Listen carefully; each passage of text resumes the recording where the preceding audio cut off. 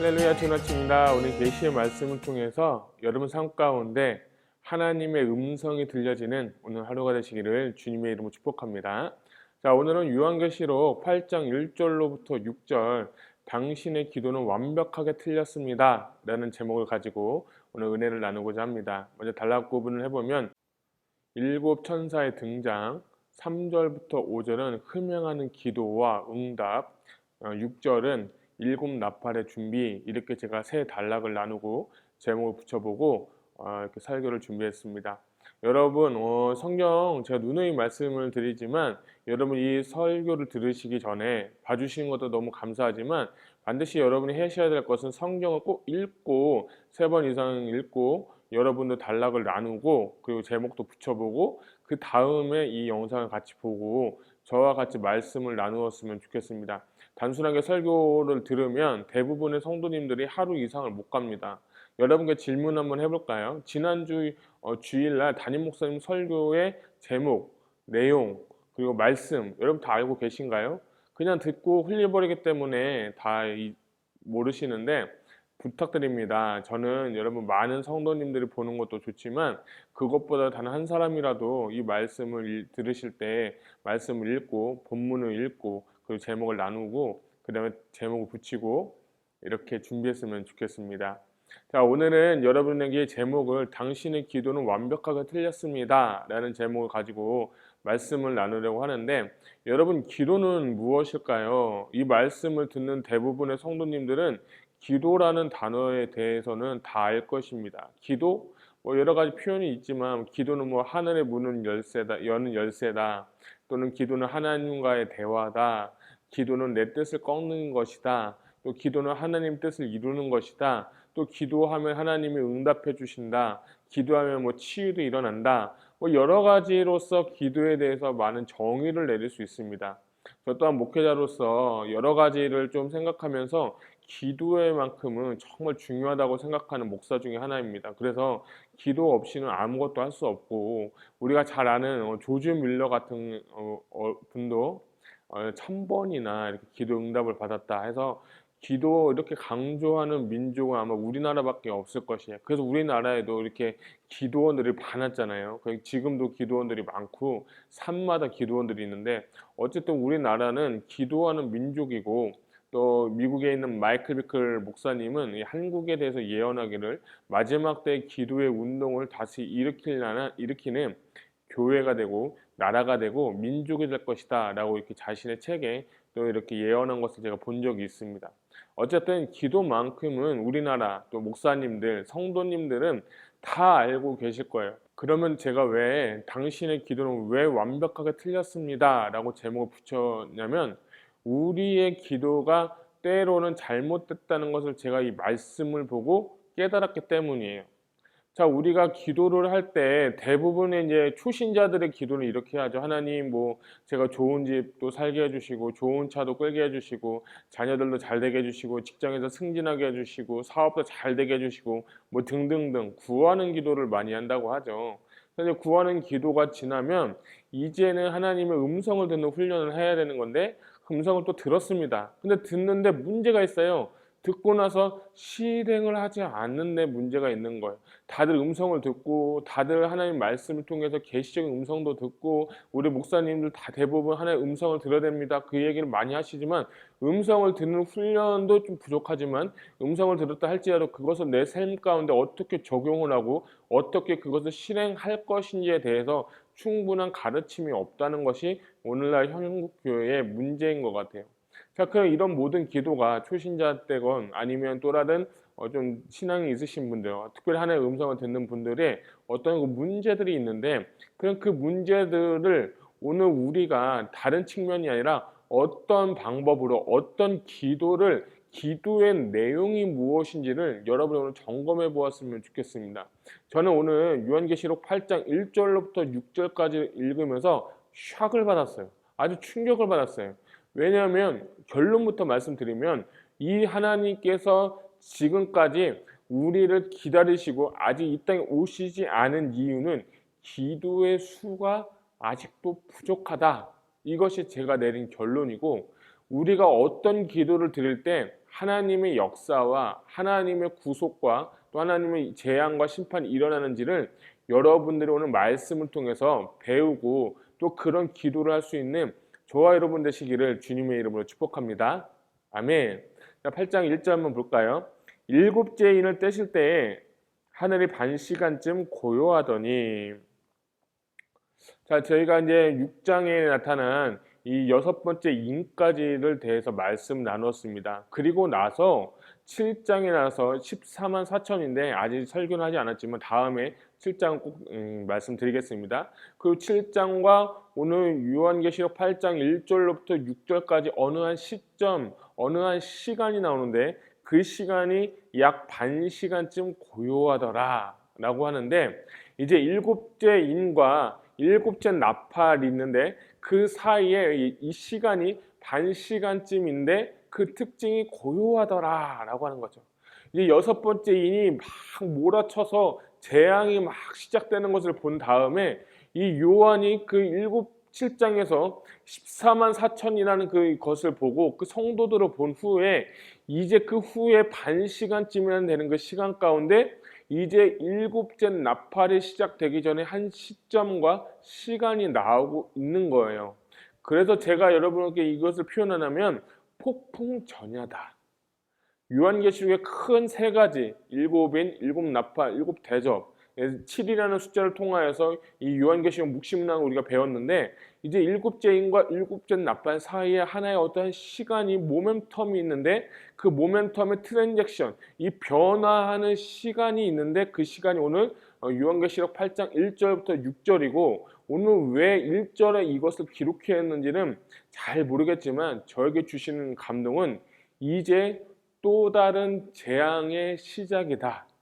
그래서 요한계시록을 순차적으로 보시는 분들은 일곱째 인, 일곱째 나팔, 일곱째 대접을 시간의 순서대로 본다고 했고, 또 어떤 분은 이 똑같은 사건을 가지고 그것을 더 축적해서 본다고 말씀드렸습니다. 제가 여러분께 말씀드린 것처럼 7이라는 이 숫자를 통하여서 계속해서 반복적으로 나타나고 있지만 반복적인 그 재앙이 점점 증가되고 있는 것을 볼 수가 있습니다. 여섯 번째 인을 뗐을 때 그 임금들, 그 나라의 그 잘 산 자유인들, 종들, 그들이 마지막에 뭐라고 대답했습니까? 이 큰 재앙 앞에서 누가 서리요? 라고 하면서 여섯 번째 인만 때도 참 두려웠는데 이제 일곱째 나팔, 이것은 얼마나 더 큰 재앙일까? 그 시점 전에 1절에 이제 폭풍 전야 전에 이제 그 시점과 그 시간이 기록되고 있습니다. 2절 보면 내가 봄에 하나님의 일곱 천사가 서 있어서 일곱 나팔을 받았더라. 자, 이제 일곱 나팔을 불기 전에 나팔의 출처가 하나님으로부터, 그리고 일곱 천사가 일곱 나팔을 받았더라. 여러분, 제가 나팔에 대해서 말씀을 드렸습니다. 나팔에는 여러 가지 의미들이 있다고 했는데 구약 시대에는 이스라엘 백성들이 진영을 이렇게 이동할 때, 또 전쟁이 일어날 때 그렇게 일어났고요. 또 사도 바울은 고린도후서에서 나팔을 불 때 우리가 부활할 것이다, 이 부활을 의미하고, 또 이 요한계시록 가르쳐는 나팔 불 때 주님의 재림도 의미하고, 오늘 요한계시록에 보니까 일곱 나팔, 일곱 재앙의 시작이 이제 시작된다는 거예요. 그래서 이 나팔을 의미들을 여러분이 잘 정리하셨으면 좋겠습니다. 자, 3절에 보게 되면 또 다른 천사가 와서 제단 곁에 서서 금향로를 가지고 많은 향을 받았으니 이는 모든 성도의 기도와 합하여 보호자 앞 금제단에 드리고자 함이라. 향연이 성도의 기도와 함께 천사의 손으로부터 하나님 앞으로 올라가는지라. 천사가 향로를 가지고 제단에 불을 담아 땅에 쏟음에 우레와 음성과 번개와 지진이 나더라. 아멘.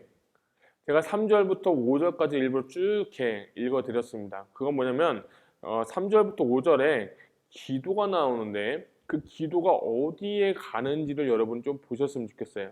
기도가 있는데 특별히 하늘나라에 가서 보호자가 있고 보호자 밑에 제단이 있다고 이야기합니다. 그 제단이 정확하게 어디 있는지는 모르겠지만 어쨌든 이 요한계시록 4장과 5장의 천상의 예배 가운데 보호자가 있고 그리고 제단이 어느 곳에 있는데 그 제단 밑에서 6장에는 순교자들 다섯 번째 인을 뗄 때 순교자들의 신원과 기도 소리를 듣는데 그 기도가 제단 밑에서 나타났다고 하고, 오늘 이 말씀을 이렇게 보니까 3절 보니까 천사들이 제단 곁에 서서 금향로를 가지고 많은 향을 받았다라고 하는데, 이것은 성도들의 기도다라고 하는데, 이 말씀은 요한계시록 5장 8절 말씀하고 좀 연관이 있는 것 같아요. 제가 읽어드릴게요.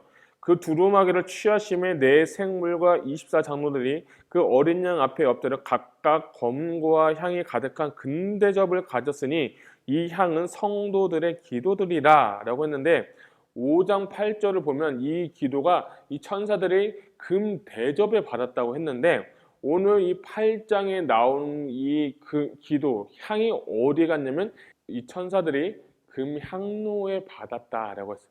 아니 그러면 좀 뭔가 좀 다르죠. 금대접, 금향로, 뭔가 다르다라고 표현할 수 있는데, 이것은 성경학자들마다 좀 다르게 해석할 수 있지만 저는 좀 이렇게 보고 싶어요. 금대접과 금향로가 있는데 그것은 성도들의 기도가 좀 더 구체적으로 표현된 것이다. 왜냐하면 그 뒷받침하는 이유가 제단 곁에 서서 다른 천사들이 그 제단에서 성도들의 기도를 받고 있었기 때문에 그 향이 이제는 금대접에서 이제 금대접에서 금향로에서 그 하나님 앞에 보좌 앞에서 그 기도를 그대로 하나님 앞에 올려드리고 있는 거예요. 그러니까 우리가 성도들이 기도를 할 때 제가 저번에 말씀드린 것처럼 우리의 기도가 공중에 흩어지는 기도가 아니라 영의 기도를 통해서 하나님 보좌 앞까지 가야 된다고 했고, 그 보좌에서 기도를 드리고 그 보좌에서 드리는 기도가 하나님 보좌에 이제 제단의 옆에 있는 그 천사들이 제단에서 향을 받아서 하나님 보좌에 이제 그 향을 올려드린다는 겁니다. 자, 그 다음에 올려드린 다음이 저는 오늘 키포인트인데, 오늘 말씀 보니까 이 5절을 보면 천사가 향로를 가지고 제단에 불을 담아 땅에 쏘더니 우레와 음성과 번개와 지진이 나더라. 아멘. 자, 그러니까 우리가 기도를 하는데 첫 번째는 영적인 기도로 하나님 앞에 상달이 돼야 되고, 두 번째는 기도의 수가 차야 된다는 거예요. 금대접에 차야 된다는 거예요. 그러면 어떤 기도가 하나님 앞에 상달되느냐? 영적인 기도가 상달된다고 했고, 두 번째는 어떤 내용이 들어가는지가 중요한 거예요. 단순하게 하나님 보좌에 상달되는 것도 중요하지만 내용이 있는데 그 내용이 어떤 내용이냐? 이 요한계시록 6장에 다섯 번째 인을 뗄 때 순교자들의 그 기도가 차야 된다는 거예요. 제가 저번에 말씀드린 것처럼 예수님의 재림은 순교자의 수가 차야 된다고 하나의 그 조건을 제가 말씀드린 것입니다. 그것처럼 우리의 기도 가운데 주님의 오심을 기대하는 그 기도의 양과 기도의 내용이 담길 때 하나님께서 그 일을 통하여서 다시 주님은 오시고 재앙이 일어나게 된다는 겁니다. 결론은 우리가 하나님이 받으시는 기도는 영적인 기도를 드려야 되고, 우리의 기도가 잘못됐다는 것은 내 만족과 유익과 나의 그 욕심을 위해서, 내가 잘나기 위해서, 출세하기 위해서 뭐 주세요 주세요 하는 기도도 아니라, 우리가 마지막으로 기도해야 될 건 주님 어서 오시옵소서, 아멘 주 예수여 어서 오시옵소서. 이 기도를 들을 때 하나님은 듣고 응답하신다는 거예요. 근데 이게 저는 출애굽기가 갑자기 생각이 나면서, 여러분 이 창세기가 끝나고 출애굽을 이제 들어가면서 어떤 왕이 일어나냐면 요셉을 알지 못하는 왕이 일어나서 그들을 고역을 하게 되거든요. 근데 조금 고역을 할 때는 이들이 기도하지 않았어요. 근데 너무 힘들게 하니까 그때서야 이스라엘 백성들이 하나님 앞에 부르짖었더라. 부르짖으니까 하나님이 그들의 기도를 들으셨더라 라는 제목이 말씀이 있거든요. 그것처럼 우리가 우리의 언젠가는 모르겠지만 주님 어서 오시옵소서라는 기도, 주님의 재림에 대한 기대와 소망을 가지고 기도할 때, 그런 기도를 할 때 하나님 그 기도가 상달되고 그 수가 차야지만 하나님이 응답된다는 것입니다.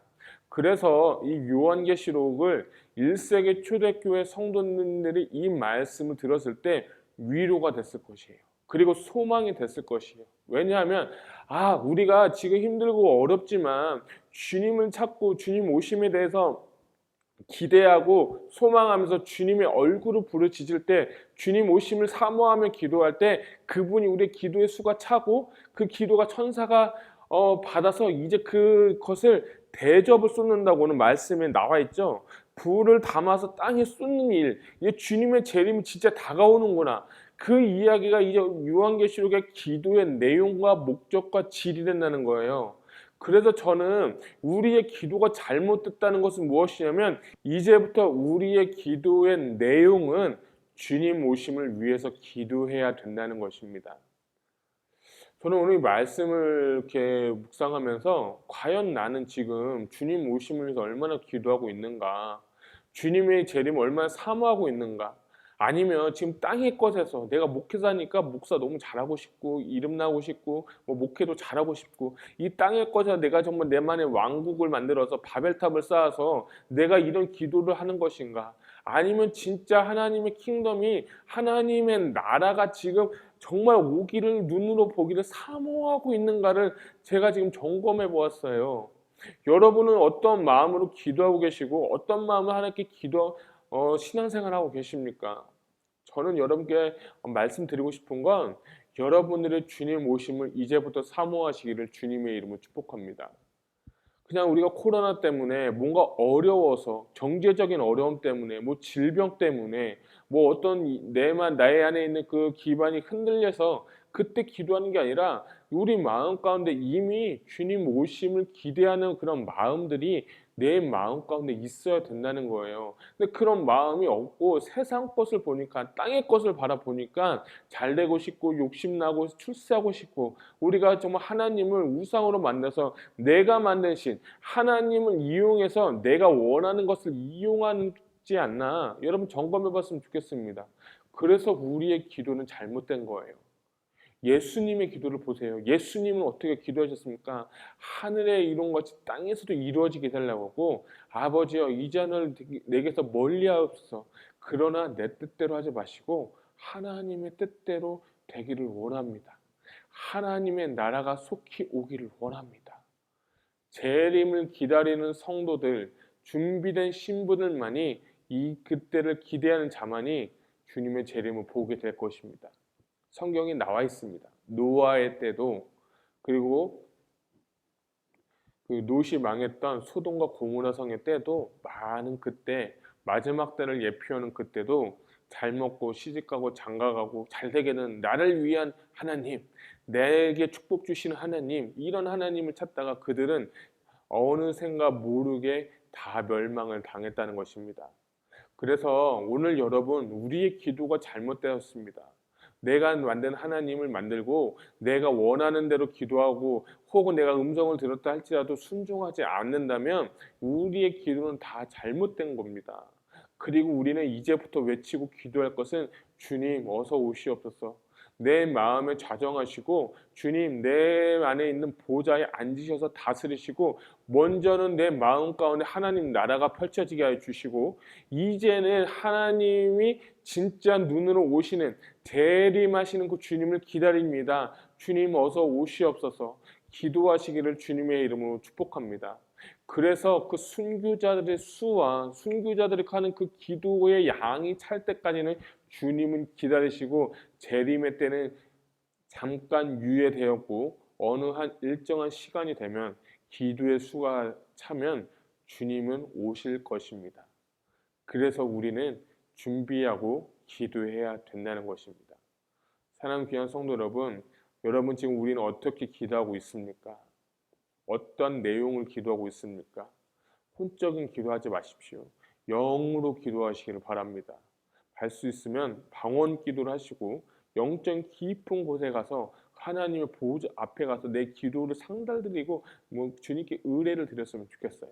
이게 한 시간만 되지 않습니다. 그렇기 때문에 영적인 기도 드리시고, 여러분이 정말 주님 오시옵소서 하는 그 순교자들의 기도처럼 주님 오심을 사모하며 오늘 하루 정말 기도의 내용도 바꾸고 영으로 기도해서 하나님께 영광 돌리고 우리의 기도가 하나님께 상달되어서 주님을 기쁘시게 하고 오늘도 주님께 영광 돌리고 하나님 나라가 확장되는 오늘 귀한 하루가 되시기를 주님의 이름으로 축복합니다. 아멘.